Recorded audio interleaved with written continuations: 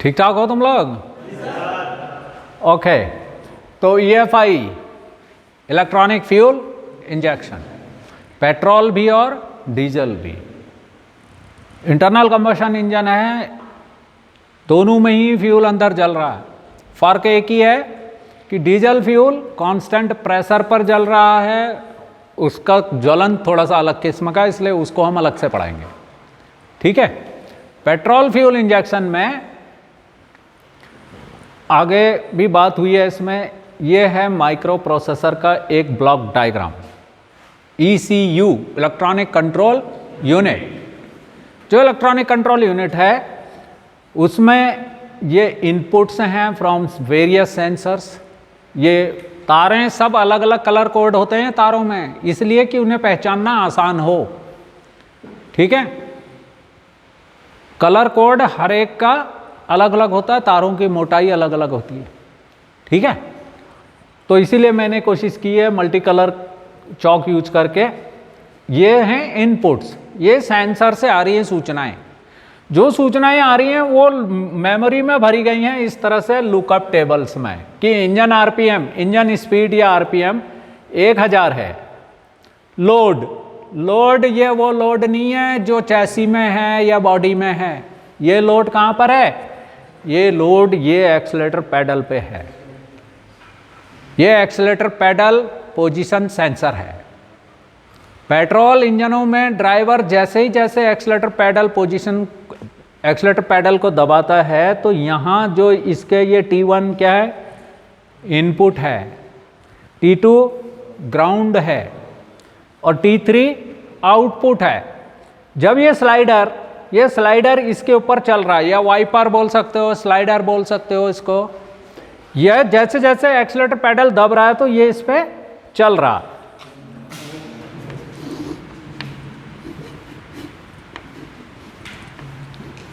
ये इस पे चल रहा।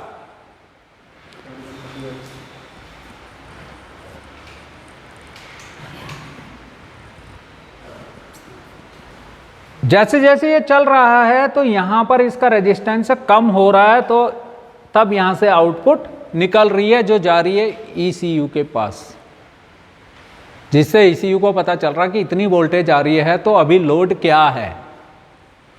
मैंने यहां पर दिखाने की कोशिश की है लोड 1, जब एक्सीलरेटर थोड़ा सा दबा हुआ है तो जैसे ही यहां से सिग्नल जा रहा है तो ये क्या करता है ECU, तत्काल जो थ्रोटल पोजीशन को, थ्रोटल वाल्व को ओपन करने वाली मोटर है उसको भी करंट दे रहा है, उसकी EFI रिले को ऑन कर रहा है।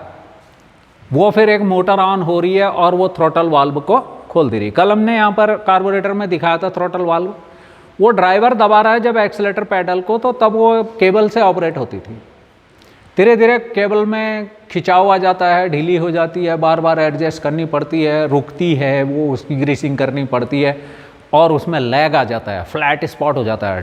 ड्राइवर एक्सीलरेटर तो दबाता है मगर इंजन पिकअप नहीं लेता है। फिर कार्बोरेटर में दुनिया भर की प्रॉब्लम थी। EFI का मुख्य injection fuel, electronic fuel injection का मेन का वो क्या है, पर्पज क्या है कि वेक्यूलर पॉल्यूशन को कम करना। ये जो भी एयर फ्यूल मिक्सचर है या जो भी फ्यूल छिड़का हुआ अंदर वो पूरी तरह से जले और जो भी बाई प्रोडक्ट बाहर जाएं वो वायुमंडल को प्रदूषित ना करें। उसके लिए फिर एग्जॉस्ट सिस्टम अभी मैं जब पढ़ाऊंगा तो उसमें बताऊंगा कैटालिटिक कन्वर्टर कैसे काम करता है, DPF कैसे काम करता है, सेलेक्टिव कैटालिटिक रिडक्शन कैसे होता है, क्या उसके रिएक्शंस होते हैं, केमिकल रिएक्शंस। ठीक है, तो जैसे जैसे एक्सीलरेटर पैडल को दबाता जाएगा तो ऐसे ऐसे इसका रेजिस्टेंस कम होता जाएगा और यहाँ से जाने वाली वोल्टेज की मात्रा बढ़ती जाएगी। ECU को ECU सेंस कर लेता है कि एक्सीलरेटर पर लोड कितना है। अभी हमने एक एक उदाहरण दिया है, ये मैंने नहीं दिया है, ये ऑटोमोबाइल इंजीनियरिंग के बहुत बड़े गुरुजी हमारे doctor Kripal Singh ji, former head of the department mechanical engineering Punjab engineering college Chandigarh, former member of Indian SAE society of automotive engineers. उन्होंने बहुत रिसर्च करी है और उसके बाद बच्चों के लिए, अंडर ग्रेजुएट्स के लिए बढ़िया किताब लिखी है बीटेक वालों के लिए या फिर पॉली वालों के लिए, ठीक है। वो तुम्हें भी ये सब जानकारियाँ होनी चाहिए। तुम्हें इतने हाई लेवल का एकदम मॉडर्न टेक्नोलॉजी CRDI CRS पर ही काम करना है। तुम्हें डिफेक्ट को डायग्नोस करना है, और जो फॉल्ट कोड है, जो DTC है, डायग्नोस्टिक ट्रबल कोड, जो स्कैनर दिखा रहा है P2021 2022, वो उसको कैसे इंटरप्रेट करोगे, कैसे पहचानोगे कि ये P कहाँ से है। P for power train. अभी ये जो चल रहा है इंजन क्या है, एक मशीन है जो कि हीट एनर्जी को मैकेनिकल वर्क में कन्वर्ट कर रही है, तो ये पावर ट्रेन है। समझ में आ रही बात।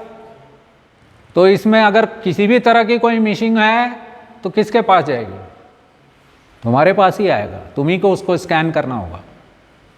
ये OBD2 है, ऑन बोर्ड डायग्नोसिस सिस्टम, पूरी की पूरी तरह से इलेक्ट्रॉनिकली कंट्रोल्ड है, ताकि वैक्यूलर पॉल्यूशन को कम से कम किया जा सके। Environmental protection and emission control, धुआं नियंत्रण। तो जो ECU में इनपुट्स हैं, जो भी सूचनाएं आ रही हैं, ये उसको अपनी मेमोरी के साथ इंटरप्रेट कर रहा है। माइक्रो प्रोसेसर इस डेटा को ले रहा है और यहाँ से आने वाले सिग्नल को ले रहा है, उन दोनों को मिला रहा है, उनका विश्लेषण कर रहा है। उसी के अनुसार फिर कमांड सिग्नल्स दे रहा है एक्चुएटर्स को। एक्चुएटर्स क्या हो सकते हैं, सोलोनाइड्स हो सकते हैं। एक्चुएटर्स मोटरें हो सकती हैं। जैसे यहाँ से मिलने वाले सिग्नल से वो थ्रॉटल की मोटर को चला रहा है, और वो थ्रॉटल की मोटर थ्रॉटल वाल्व को खोल दे रही है। जैसे जैसे लोड बढ़ रहा है, ऐसे ऐसे ये थ्रॉटल पोजीशन में जो थ्रॉटल बॉडी है, उसके साथ जो बटरफ्लाई वाल्व है वह खुल रहा है। ये 1 नंबर है, ये 2 नंबर है, 3 नंबर है, 4 नंबर है, 5 नंबर में ये फुल थ्रॉटल हो जाएगा, खुल जाएगा, आर पार हो जाएगा, ऐसे सीधा हो जाएगा। ये अब पूरी तरह से फुल थ्रॉटल है, खुल गया, ठीक है। अब लुकअप टेबल में इसका ये डाला गया है, यदि इंजन 1000 RPM पर चल रहा है और एक्सीलरेटर पोजीशन लोड 1 पर है, एक्सीलरेटर थोड़ा सा दबा हुआ है, तो उस समय जो इंजेक्टर को पल्स विड्थ दी जानी है वो 1 मिलीसेकंड के लिए दी जानी है। जो ड्यूटी साइकिल है कितने, 1 मिलीसेकंड। जो वोल्टेज इंजेक्टर को दी जाती है, उससे उसका नोजल, उसकी जो सोलेनॉइड के बीच का स्पिंडल है वो उठता है, और उतने देर के लिए जो फ्यूल का प्रेशर है वो नीचे वाली स्पिंडल को उठाकर फ्यूल का स्प्रे करता है। तो फ्यूल जितनी देर तक, अगर पूरे स्ट्रोक के दौरान इनटेक स्ट्रोक हो रहा है, उसी समय फ्यूल इंजेक्ट हो जाता है। क्योंकि पेट्रोल में क्या है, पेट्रोल इंजनों में एयर और फ्यूल का मिश्रण बनना है। तो अलग अलग इंजन निर्माता इसके लिए अलग अलग duty cycle and pulse width और उसका अलग अलग पैटर्न चुनते हैं। कोई तो इनटेक स्ट्रोक शुरू होते ही जब हवा अंदर जा रही है उसी समय फ्यूल का स्प्रे कर देते हैं, ताकि वो फ्यूल हवा के साथ पूरी तरह से मिक्सअप हो जाए। कुछ क्या करते हैं कि जब बिल्कुल पिस्टन BDC पर चला जाता है तब उसके ऊपर फ्यूल का स्प्रे करते हैं, ताकि ऊपर को आते समय जब टर्बुलेंस होगी, दोनों वाल्व बंद हो जाएंगे, टर्बुलेंस होगी तो एयर फ्यूल का मिश्रण सही बनेगा। कई क्या करते हैं, जब पिस्टन आधा आ जाता है ऊपर, दोनों वाल्व बंद रहते हैं, तब फ्यूल का स्प्रे करते हैं, ताकि वो जो स्ट्रेटिफाइड मिक्सचर होगा, अब वो जो स्पार्क प्लग के आसपास एक रिच मिक्सचर बन जाएगा, बाकी चारों जगह वो तनु मिक्सचर रहेगा, थोड़ा लीन मिक्सचर रहेगा। इससे फ्यूल इकोनॉमी में वृद्धि होती है। फिर जो जैसे जैसी एक्यूरेसी के साथ जो जितने फास्ट कंप्यूटर का प्रयोग करता है, जितने फास्ट सेंसरों का प्रयोग करता है, वैसे वैसे गाड़ी की कॉस्ट भी बढ़ती चली जाती है। समझ में आ रही बात। तो एक जनरल, इसीलिए गाड़ियों की इतनी कॉस्टों की रेंज होती है, बेस मॉडल है और मॉडल है आगे, और दुनिया भर के उनके कॉस्ट में फ़र्क आता चला जाता है, क्योंकि उनमें टेक्नोलॉजी चेंज होती चली जाती है। ठीक है। तो जो कुछ भी इसके मेमोरी में भरा हुआ है, जैसे इसमें अभी हम एक कैलकुलेशन कराएंगे तब पता चलेगा कि ये फ्यूल ट्रिम कैसे होता है, ECU किस तरह से इन गणनाओं की इंटरप्रिटेशन करता है। तो जब लोड 1 पर है तो 1 मिलीसेकंड के लिए ही इंजेक्टर नोजल को खोलना है। अब मैंने पैटर्न बताए थे,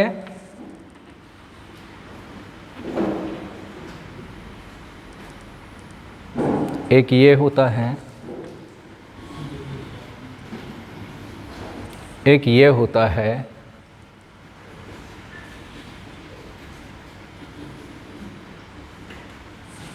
एक ये होता है। ये भी लुकअप टेबल में ग्राफिकल लैंग्वेज भरी जाती है। इसका मतलब क्या है?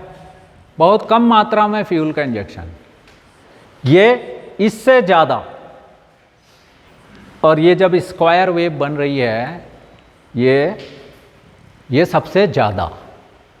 यदि मल्टीपल इंजेक्शन होना है तो ये पायलट इंजेक्शन है, ये उसके बाद वाला इंजेक्शन है। पायलट मतलब जो सबसे पहले हो रहा है, और ये मेन इंजेक्शन है।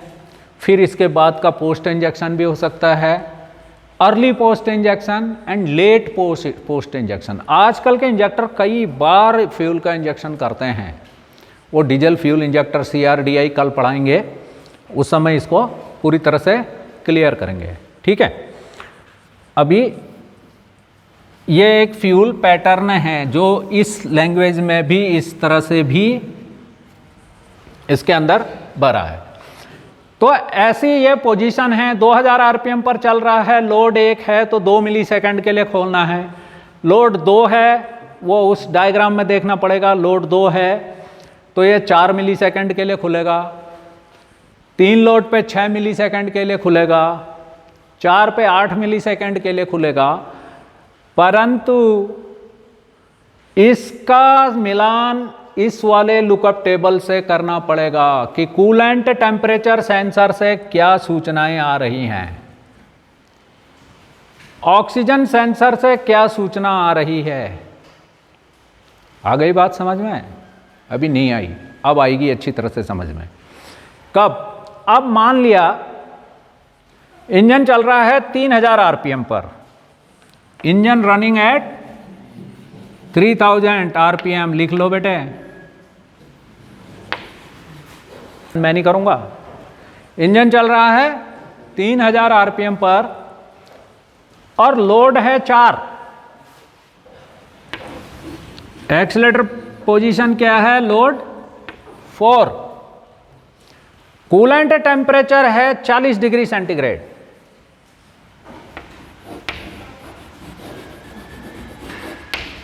Coolant temperature 40 degree centigrade. Oxygen factor है 3, O2 लेवल 3।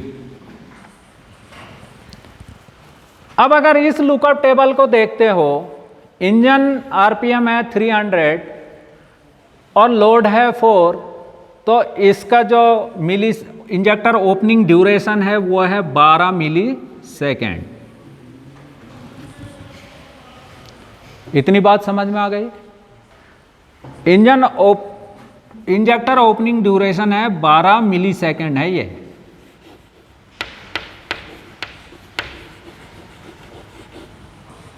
ठीक है, पर कूलेंट का टेम्परेचर कह रहे हैं कि कूलेंट का टेम्परेचर है 40 डिग्री सेंटीग्रेड।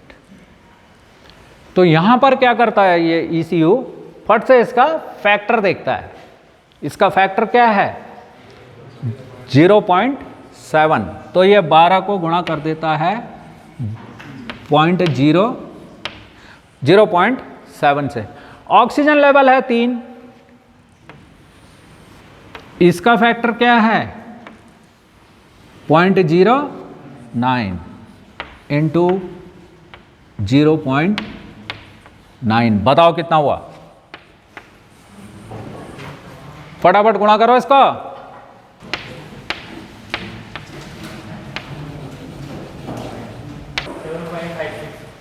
वेरी गुड, कौन बोला? Good, very good, 7.56 millisecond. Lookup table क्या कह रहा था? 12 मिलीसेकेंड। तो ECU ने इंजेक्टर को क्या बोला? भाई थोड़ा रुक, तेरे को टाइम मिलेगा सिर्फ 7.56। This is called fuel trimming. क्या कहलाती है? Fuel trim. विभिन्न सेंसरों से इसने जो भी सूचना मिली, इंजन कूलेंट टेम्परेचर सेंसर ने उसको बोला कि कूलेंट का तापमान है 40 डिग्री, समझ में आ गई, और ऑक्सीजन का लेवल है 3। मैंने बोला ना ऑक्सीजन सेंसर वो सबसे, ये तब तक कुछ नहीं करेगा जब तक ये ऑक्सीजन सेंसर से अगर कोई दिक्कतें आनी शुरू हुई तो फिर गाड़ी मिसिंग करना शुरू करेगी और कहेगी भैया ले चल मेरे को डॉक्टर के पास, और लैंप जलने लग जाएगा, माल फंक्शन इंडिकेशन लैंप। कहाँ? इंस्ट्रूमेंट पैनल पे। ठीक है। जब भी कोई, इसका फायदा क्या होता है कि जैसे ही कोई डिफेक्ट रजिस्टर होता है, चाहे तुम्हारी रॉन्ग ड्राइविंग प्रैक्टिस की वजह से हो, चाहे तुम जब मर्जी तब कपलर्स को निकाल दे रहे हो, कभी बैटरी के टर्मिनल को निकाल दे रहे हो, कभी भी इग्निशन स्विच ऑन करके अगर गलती से तुमने बैटरी का टर्मिनल निकाल दिया तो इसकी सारी मेमोरी गई। EFI गाड़ियों में बहुत ध्यान रखना है, इग्निशन स्विच को ऑफ करना है, चाबी जेब में रख लेनी है, तब बाहर निकलना है, तभी जाकर बैटरी के टर्मिनल अगर निकालना जरूरी है तो निकालना है। ठीक है। कोई कपलर अगर निकालना है तो निकालना है, तब फिर उसे फिट करना है, अन्यथा चाबी लगाते ही फिर एकदम से स्टार्ट नहीं करना है। एक बार ऑन करना है, ऑफ कर लेना है, फिर ऑन करना है, ऑफ कर लेना है, 2-3 बार ये क्रिया करनी है। अगर तुमने बैटरी टर्मिनल निकाला है, कोई सेंसर का कपलर निकाला है सेंसर की चेकिंग करने के लिए, तो उसे लगा दिया और लगाते ही तुमने चाबी लगाई और गाड़ी स्टार्ट कर दी, अंदर बत्तियां जलनी शुरू हो जाएंगी। ठीक है। इसने ये फॉल्ट कोड रजिस्टर हो जाएगा उसमें से, भले ही उसको फिर स्कैन कराना पड़ेगा, फिर क्लियर कोड कराने पड़ेंगे, जो पीले रंग के कोड हैं वो चले जाएंगे, जो रेड कोड हैं तो फिर भी देखने पड़ेंगे, वो फिर से उसकी चेकिंग करनी पड़ेगी और उसको सही करना पड़ेगा। जो भी डायग्नोस्टिक ट्रबल कोड आएगा उसका इंटरप्रिटेशन भी आएगा। अगर तुम्हें नॉलेज होगा तो तुम पकड़ सकते हो कि क्या हो रहा है, बिना स्कैनर लगाए भी तुम उस चीज़ को कर सकते हो।